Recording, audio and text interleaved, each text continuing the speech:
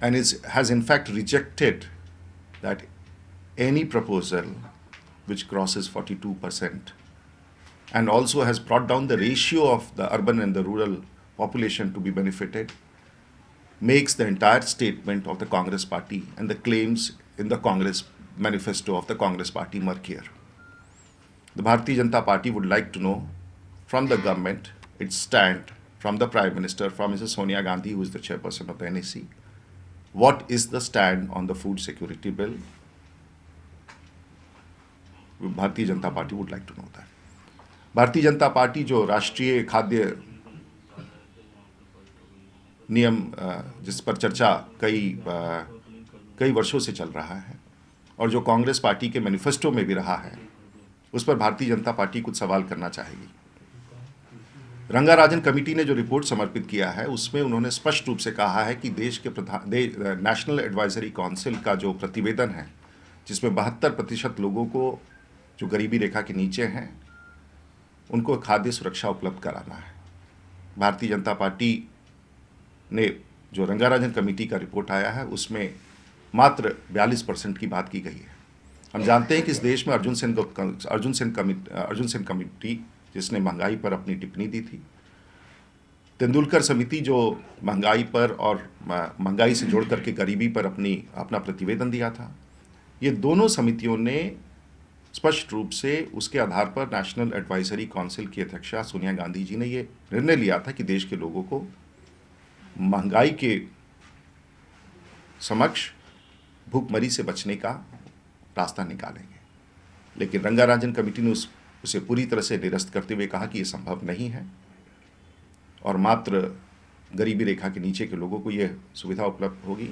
जहां एक तरफ इतनी महंगाई देश के लोगों को गिरफ्त में ले रही है, इसके पूर्व अर्जुन सेन गुप्ता समिति ने कहा था कि 80% लोग इस देश में गरीबी रेखा के नीचे हैं और ये कांग्रेस के मैनिफेस्टो में भी था। ये विरोधाभास निश्चित रूप से एक तरफ जहां कांग्रेस पार्टी इसकी वाहवाही लूटना चाहती है, देश के लोगों के साथ एक बड़ा धोखा है। भारतीय जनता पार्टी खाद्य सुरक्षा अधिनियम जिसकी चर्चा हो रही है उस पर देश के सामने कांग्रेस पार्टी के अध्यक्षता से पूरी सफाई से और कांग्रेस पार्टी का क्या स्टैंड है वो जानना चाहेगी।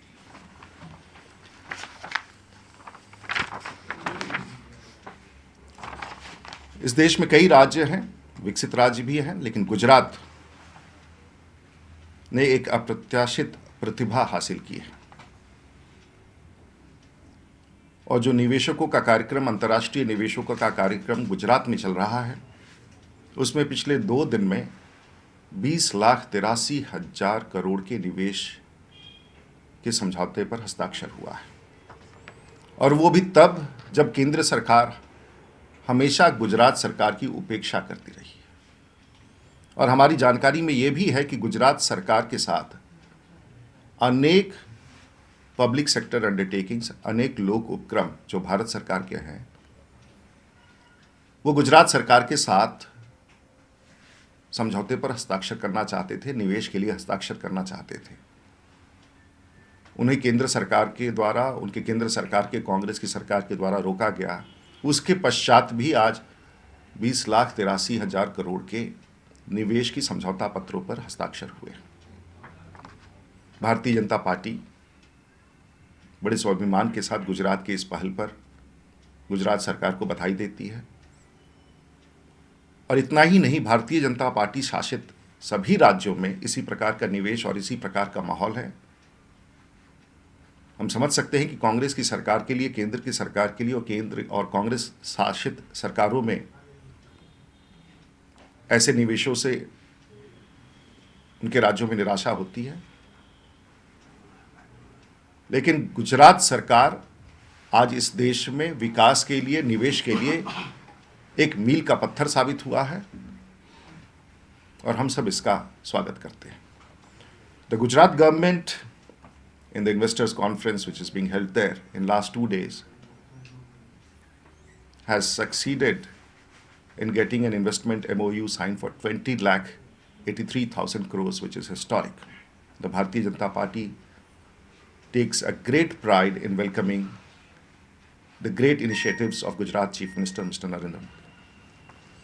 And that too, in spite of the fact, despite the fact that the central government restrained several of its public sector undertakings who wanted to make investments in Gujarat. The Bharatiya Janata Party is aware that there were 8 public sector undertakings who wanted to make an investment in Gujarat. Despite that, the Gujarat government on its own succeeded to attract an investment and has got a memorandum of understanding, MOUs signed for 20 lakhs 83,000 crores. This is phenomenal. This is mind-boggling. This is impressive. And the Bharatiya Janata Party congratulates the BJP-run government in Gujarat headed by Narendra Modi. It's not only that. The BJP-led governments, whether it's in Bihar, the coalition government in Bihar, whether it's in Madhya Pradesh, Chhattisgarh, Jharkhand, Himachal Pradesh, Karnataka, has been enjoying a reputation of high investments.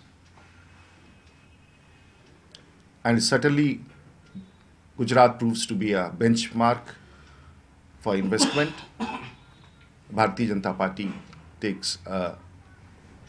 we are proud of the state governments working so efficiently and reaching a common man. Thank you. Sir, just on the Gujarat thing, this attitude of the central government, what does the BJP have to say about that? Well, it's nothing new about the central government getting wary of the Gujarat government, or for that matter, any of the BJP-led government. And this is a lopsided approach of the government. It's a myopic view of the government. But having said that, Gujarat has achieved, and the Bharatiya Janata Party takes a lot of pride in the achievement in Gujarat, in the leadership of Narendra Modi. Sir, on the Banda case, sir, it's a curious case. The MLA has been arrested on charges of rape, but the victim is still languishing in prison. Well, it's most shocking that that poor girl is still languishing in prison, while on one hand, arrest orders have been issued against the person who was alleged, the MLA, who allegedly raped that child. We are shocked. We are shocked at the judicial system, the policing system in Uttar Pradesh. I'm sure the government would respond immediately, especially a lady chief minister would listen to the appeal and the reckless attitude of her state government and find a solution that the victim gets their dignity, she is released, and gets justice too. Sir, just a last question. The EC has also said... ये बहुत ही दुर्भाग्यपूर्ण है कि जो आरोपी है उसे इतने दिनों के बाद गिरफ्तार किया गया, और जो आरोपित महिला है, लड़की है, वो आज भी जेल में है. ये उत्तर प्रदेश शासन का ये इसे जंगल राज कहे या संवेदनहीनता कहें, और विशेष करके वैसे परिस्थिति में जब उत्तर प्रदेश की मुख्यमंत्री स्वयं एक महिला हैं. मुझे विश्वास है कि उस लड़की को न्याय मिलेगा, उसे राहत मिलेगा, और इस प्रकार की गतिविधियां जो आरोपी है, जो आरोप लगाता है, वो स्वयं जेल चला जाता है, और जो आरोपित है वो बाहर घूमता है. ये एक बड़ा प्रश्न चिन्ह है उत्तर प्रदेश सरकार के शैली में, काम करने के शैली में. भारतीय जनता पार्टी चाहेगी कि उस लड़की को राहत मिले और न्याय मिले, ऐसा हमारा मानना है. ठीक है. So just the last question. So the EC has said that political parties are being created to launder money.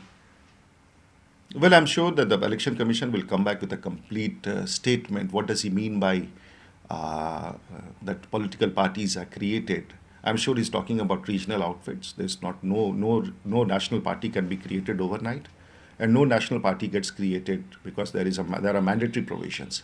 But if there are situations in which the Election Commission is aware that there are regional parties are floated to launder money, it's a very serious charge.